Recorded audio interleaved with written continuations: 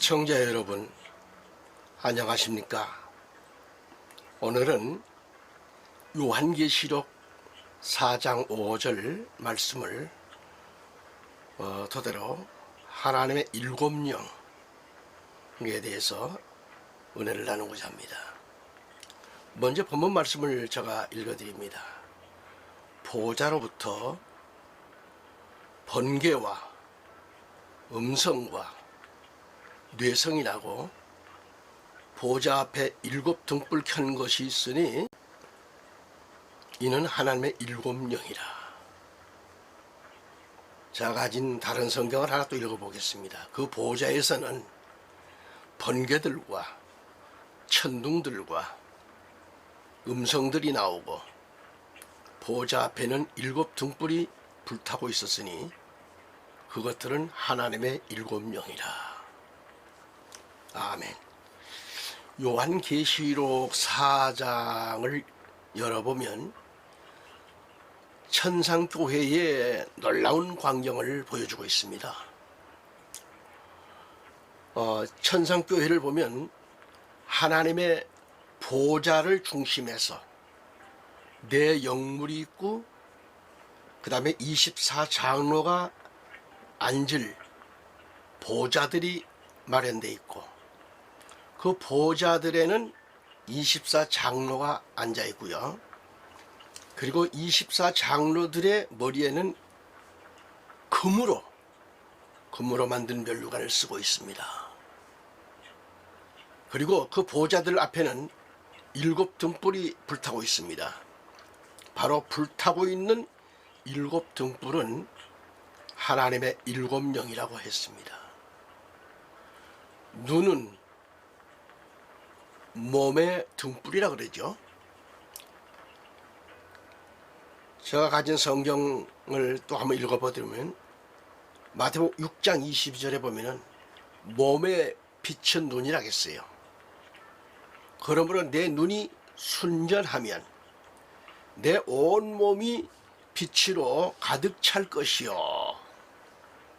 그렇게 말씀했고 우리 개역 성경에는 눈은 몸의 등불이니 그러므로 눈이 성하면 온 몸이 밝을 것이요 라고 했습니다. 또한 우리 구주 예수 그리스도는 일찍 죽임을 당하신 하나님의 아들이요 그리고 어린 양이시죠. 어린 양 되시는 예수 그리스도는 일곱 뿔과 일곱 눈을 가지셨는데요. 예수님의 그 눈은 온 땅에 보내심을 받은 하나님의 일곱 영이라 이렇게 말씀합니다. 그래서 번역된 성경을 보면은 계시록 5장 6절에 이에 내가 보니 그래요. 누가 보죠? 요한이가 보는 거죠.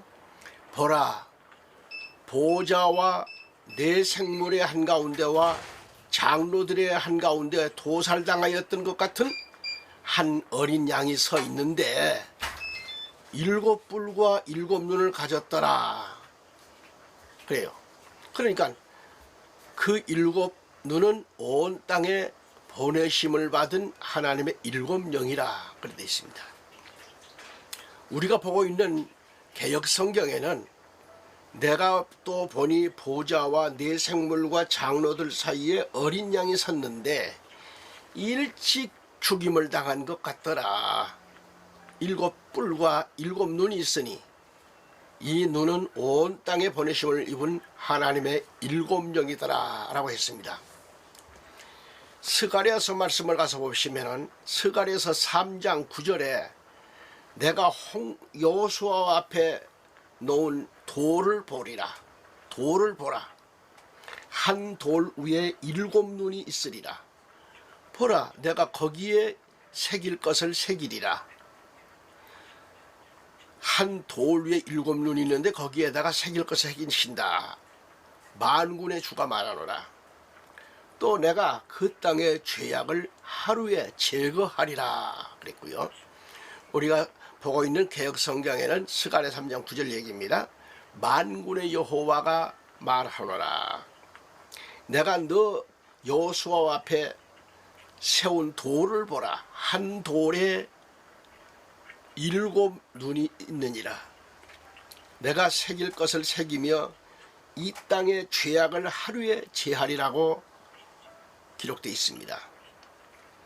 여기서요, 한 돌 위에 7 눈이 있다고 했는데, 한 돌은 메시아를 가리킵니다. 메시아. 그러니까 그 한 돌 위에 7 눈을 가지신 눈의 모습은 완전한 메시아의 모습을 연상케 하는 거죠. 7. 이 7이라고 하는 숫자는 완전수로서 불꽃 같으신 눈으로 감찰하시는 그 모습을 보여주고 있는 겁니다. 그래서 하나님의 7 눈은 하나님의 무한한 지성과 전지성을 상징하고 있는 거죠. 바로 이 7 눈을 가지신 하나님은 영원한 제사장이신 그리고 교회 머리가 되시는 예수 그리스도께서 성도들의 죄악의 요구를 단번에 만족시키시는 사역을 가리키고 있어요. 백성들의 죄들을 위하여 제사 드리는 그런 일을 매일 할 필요가 없으시니 이는 그가 자신을 제물로 드림으로 단번에 이루셨음이라고 하셨습니다. 히브리서 10장 10절에는 그 뜻에 따라 한번 예수 그리스도의 몸을 들이심으로 우리가 거룩하게 된 것이니라라고 말씀했습니다. 또한 성령께서는 하나님의 영이라고 로마서 8장 9절 14절은 말씀했습니다. 하나님의 영이다. 또 그리스도의 영이라고도 했습니다. 또한 주의 영, 고린도후서 3장 18절에 주의 영이라고 했고, 계시록 19장 10절에는 보면은 대연의 영으로 나와요. 대영으로 이렇게 나타납니다. 또한 로마서 8장 16절에 가서 보면은 양자의 영으로 나와요. 양자의 영으로 말씀하고 있어요. 그래서 우리는 7 등불에 대해서 7 영에 대해서 우리는 알아야 한다는 것이죠.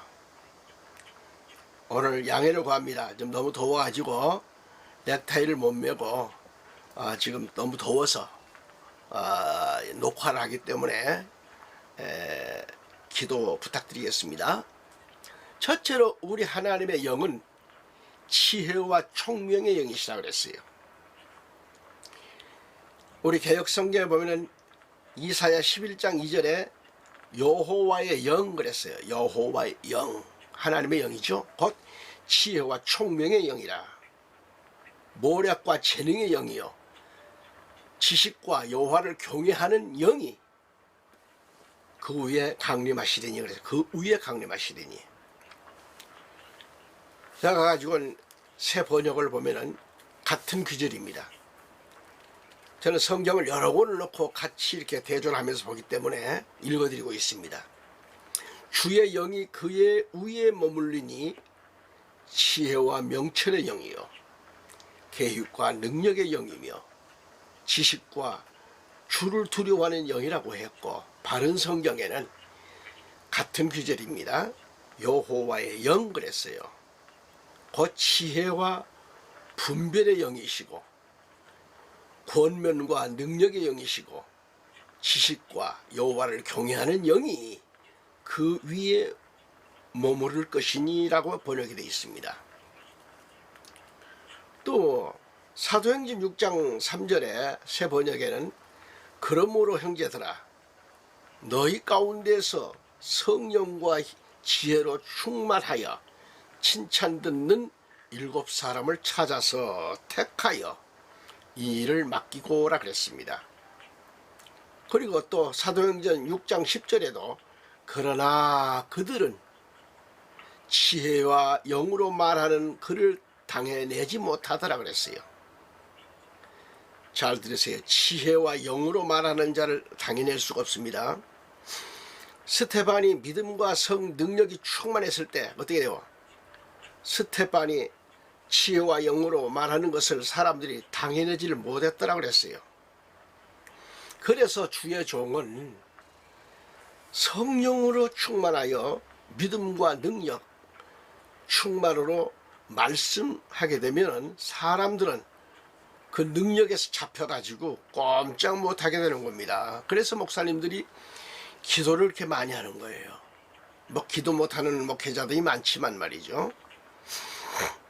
그러니까 기도를 많이 하게 되면 그만큼 강력한 메시지가 나오고, 기도를 많이 하면 말씀이 너무너무 진리 안에서 은혜롭습니다. 세상 얘기할 틈이 없어요. 말씀만 읽어도 돼요. 둘째로 모략과 재능의 영이라겠습니다.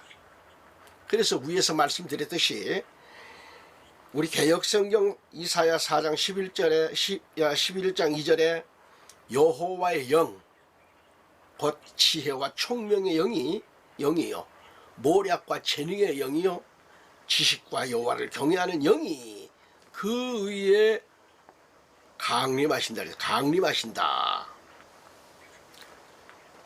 또 번역 성경을 보면 이사야 11장 2절에 주의 영이라고 했습니다. 주의 영이 그 위에 머무르니 지혜와 명철의 영이요, 교육과 능력의 영이며 지식과 주를 두려워하는 영이라고 했습니다.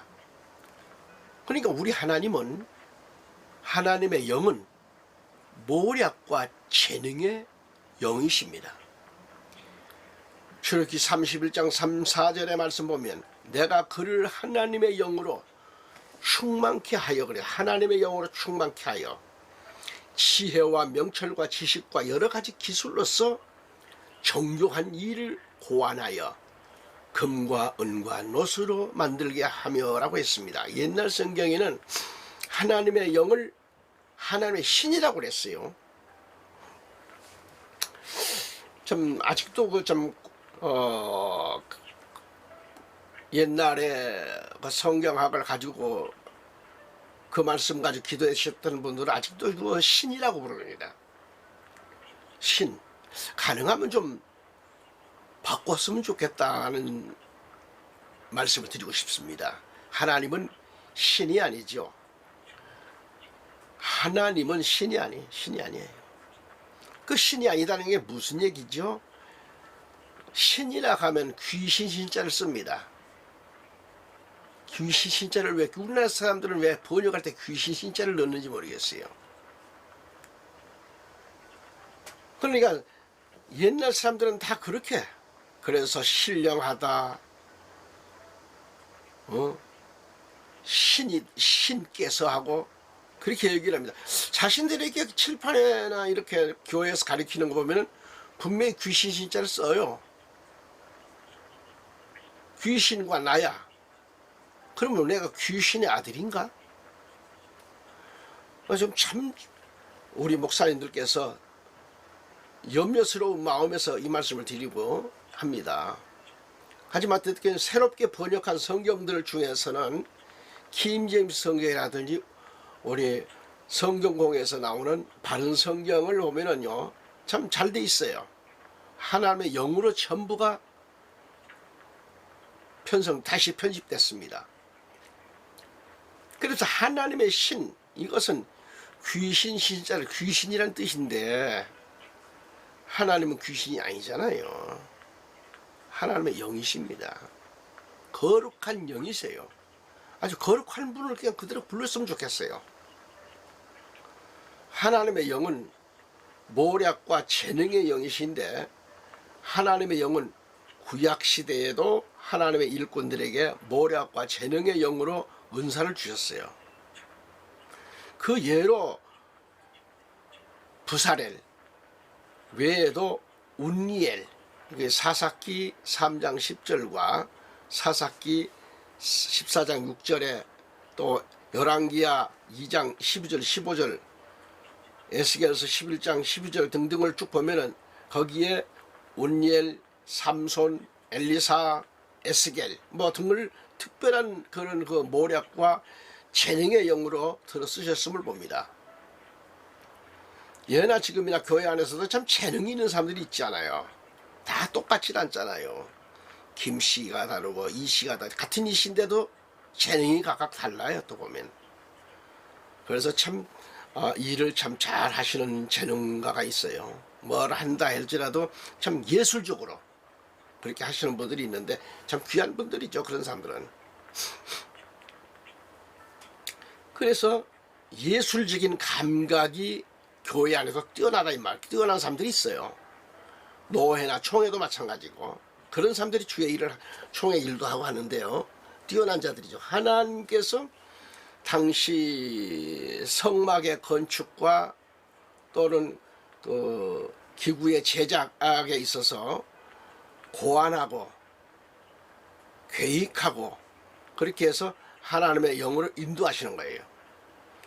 그래서 그들은 하나님의 계시의 명령에 순종하고 하나님의 의도하심을 아름답게 그렇게 예술적으로 나타내는 겁니다. 아주 참 귀했죠. 예. 그 다음에 우리는 뭘 알 수 있어야 돼요? 지식의 영, 지식과 여호와를 경외하는 영입니다. 킹제임스 성경 보면 이사야 11장 2절 하반절입니다. 지식과 주를 두려워하는 영이라고 했어요.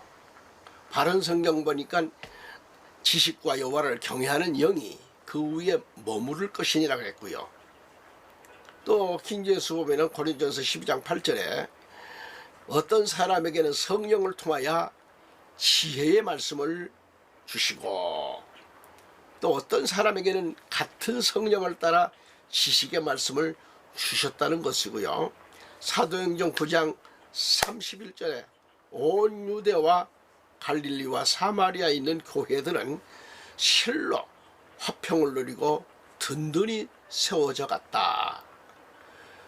주를 두려워함과 성령의 위로 가운데서 행하니 그 수가 날로 더하더라. 부흥하는 역사가 일어났죠. 교회에 있어서 또는 개인적으로 하나님을 경외하는 영, 지식의 말씀을 가졌을 때 교회는 성장하고 화평을 누리며 교회는 든든히 서간다는 말씀이죠. 하나님의 지식의 말씀으로 무장되고 하나님을 경외하는 영을 가졌을 때 교회는 성장하고 능력 발휘할 수 있는 그런 역사가 일어나는 거죠. 아멘. 넷째로 영광의 영. 자, 하나님의 영을 말하죠. 영광의 영. 킹제임스 성경 보니까 베드로전서 4장 14절에 그렇게 말씀합니다. 너희가 그리스도의 이름을 위하여 욕을 당하면 복이 있느니라. 자, 예수 믿으면서 예수님의 일을 하면서도 욕을 당하면 복이 있다 그래서 이것은 영광의 영, 곧 하나님의 영께서 너희 위에서 안식하고 계시기 때문이라고 했습니다. 그들의 편에서는 그분께서 비방을 당하시나 너희의 편에서는 영광을 받으시느니라.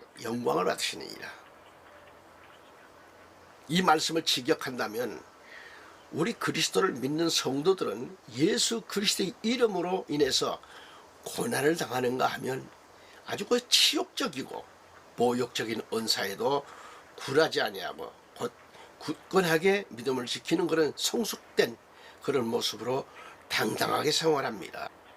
이처럼 고난과 핍박도 믿음으로 굳게 선 신앙인은 예수 그리스도께서 지상 생활하실 때 당하셨던 그 고난에 동참하고 있기 때문에 그 결과 후대 즉 우리 주님 재림하시면 영광에 참여하는 복을 보장받게 된다는 얘기입니다. 아멘.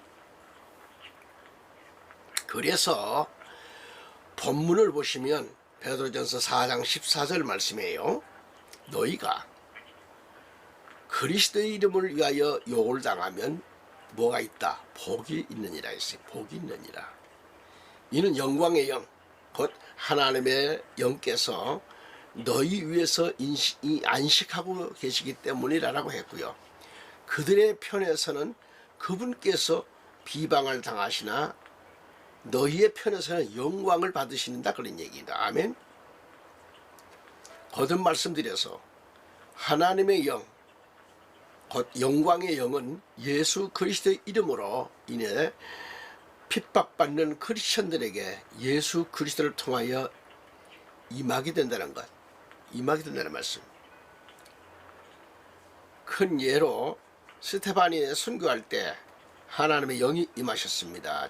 사도행전 7장 55절에 보면 우리 그리스도인들은 성령이 임재하시고 자신이 하나님의 소유가 되었다고 하면 예수 그리스도의 이름으로 인한 고난에 동참할 때 하나님의 두드러진 그 속성인 영광을 스데반처럼 보게 된다고 하는 그런 말씀입니다. 하나님은 다섯째로 하나님의 영은 진리의 영이시다. 진리의 영이다. 요한복음 16장 13절에 그러나 진리의 영이신 그분이 오시면 너희를 모든 진리로 인도하시리라. 그분은 스스로 말씀하지 아니하시며 무엇이나 들은 것을 말씀하실 것이요 또 너희에게 일어날 일들을 알려주시리라고 하셨습니다.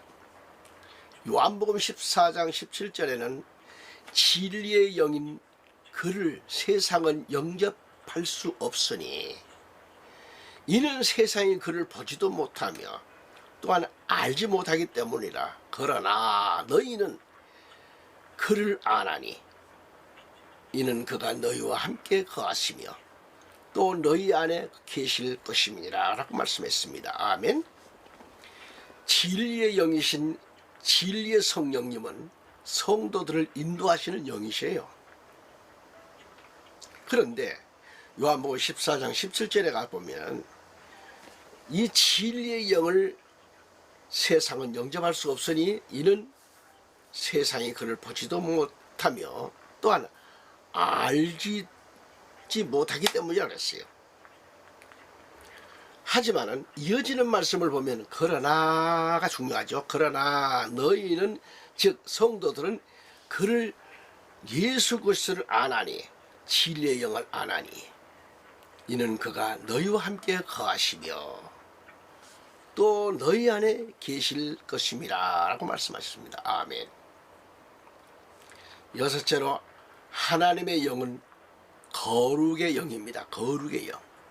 로마서 1장 3절에 이 복음은 그의 아들 예수 그리스도 우리 주에 관한 것으로 그는 육신으로는 다윗의 씨에서 나셨으며 거룩의 영으로는 죽은 자들로부터 부활하여 능력으로 하나님의 아들로 선포되셨으니 그를 통하여 우리가 은혜와 사도의 직분을 받아 그의 이름을 위하여 모든 민족 가운데서 믿음으로 순종케 하나니 그들 가운데서 너희도 그리스도 예수 그리스도의 부르심을 받은 자들이니라 라고 말씀합니다. 그러니까 여기 사도 바울은 이 복음은 하나님의 아들 예수 그리스도라고 소개하면서 이 복음은 우리 주에 관한 것이라고 했어요.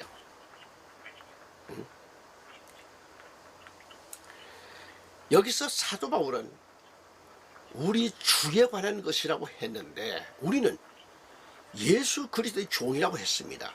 종이라고 하는 것은 둘로스라고 그래요. 둘로스. 헬라어에. 그 주님의 주님의 종으로서 몸도 재산도 다 내 것은 아무것도 없다고 하는 것이죠. 오직 우리 주 예수 그리스도의 종으로만 살겠다는 것이 참된 종입니다. 목회자들도 죽으나 사나 그렇게 가야 돼요. 가구 중에 세 종류의 가구가 있는데요. 첫째는 말할 줄 모르는 낫이라고 했고 홈이라고 그런 것이 있고, 둘째는 반벙어리가 있는데 이것은 개와 같은 것들이라고 했고요. 셋째는 말할 줄 아는 노예가 있는데 여기서 바울은 자신을 가리켜 주 예수 그리스도의 종이라고 했습니다. 바울 사도는 자신을 오직 예수 그리스도의 종으로서 절대 복종만 있을 뿐이고 노예라는 것입니다. 노예. 사실 복종이란 하나님의 은혜로 되었다는 말씀이에요.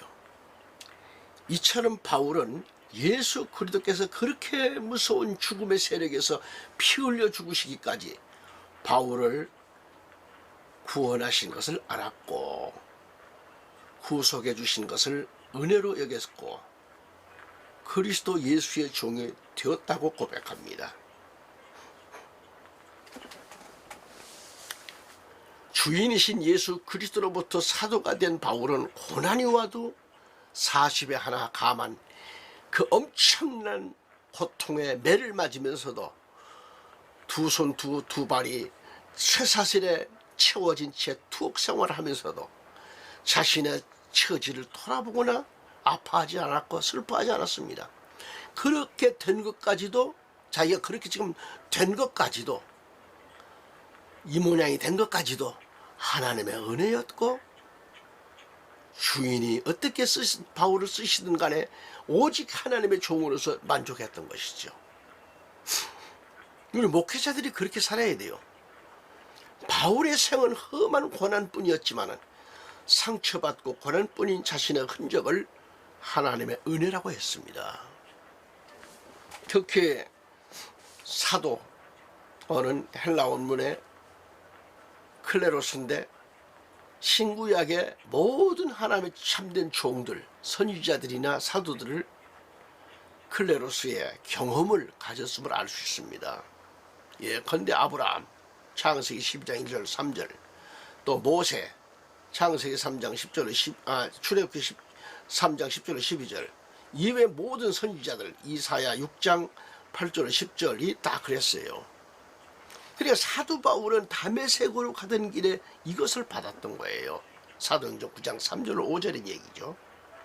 그가 길을 떠나서 다마스커스에 가까이 왔을 때 갑자기 하늘로부터 한 줄기 빛이 그를 둘러 비추는지라 그가 땅에 엎드려져 그에게 말하는 음성을 들으니 사울아 사울아 네가 왜 나를 핍박하느냐고 하시더라.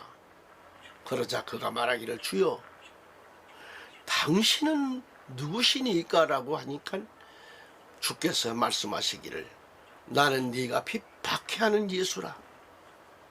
가시체를 걷어차는 것이 내게 고통이라고 하시더라 그랬습니다.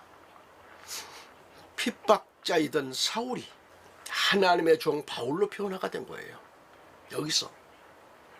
그래서 바울은 로마서 1장 4절로 6절에서 거룩의 영으로는 죽은 자들로부터 부활하여 능력으로 하나님의 아들로 선포되셨으니 그를 통하여 우리가 은혜와 사도의 직분을 받아 그의 이름을 위하여 모든 민족 가운데서 믿음으로 순종케 하나니 그들 가운데서 너희도 예수 그리스도의 부르심을 받은 자들이니라고 했습니다. 어느 목사가 복음을 전해보지 못한 채 무려 14년간을 감옥에 투옥되어 있었는데 그가 감옥에 도착하면서 생각하기를 하나님께서 감옥을 내게 선교주로 주셨다고 하는 믿음이 있었습니다. 그래서 기도하기를 전도의 대상자를 살인자로 결정했다는 거죠. 그러나 교도관들을 쫓아도 그 살인자를 두려워한다는 겁니다.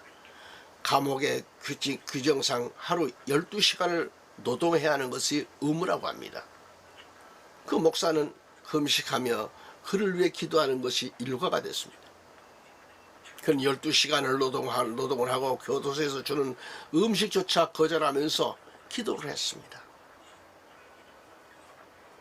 다른 죄수들이 잠들어 있을 때는 목사는 침대에서 마룻바닥에 엎드려 살인자를 위해 기도했습니다. 두 무릎을 꿇고 눈물로 기도하고 있는데 누군가가 등 뒤에 서 있는 겁니다. 그걸 느꼈어요. 바로 그는 살인자였고 그는 기도하는 목사의 얼굴을 응시하면서 당신 뭐하고 있는 거냐? 그렇게 물었습니다. 그래서 기도하는 중이요 하자 그는 무엇을 위해 기도하느냐 하는 거냐고 퉁명스럽게 물었습니다. 목사는 당신을 위해 기도하고 있었소 하고 흐르는 눈물을 닦으며 대답했다는 것. 그 말을 들은 살인자는 자신의 그 마음을 주님께 드렸다는 것입니다. 그의 변화가 너무도 엄청났기 때문에 그 소문은 교도소 전체로 퍼졌고 마침내 교도소 소장이 도대체 그 살인자를 어떻게 대했길래 하고 궁금해서 그를 불렀습니다. 목사는 나는 아무것도 한 것이 없었어. 다만 날마다 그를 위해 기도했을 뿐이고 그를 변화시킨 분은 내가 아니고 하나님이시라고 고백했습니다.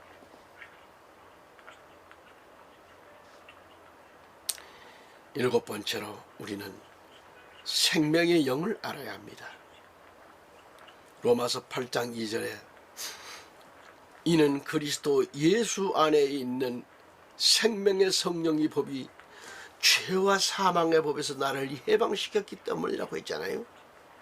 요한복음 3장 5절에 예수께서 대답하시기를 진실로 진실로 내가 너희에게 말하노니 사람이 물과 성령으로 태어나지 아니하면 하나님의 나라에 들어갈 수 없느니라고 하셨습니다. 아멘. 그리스도 예수 안에 있는 생명의 성령의 법은 무엇을 가리키는가?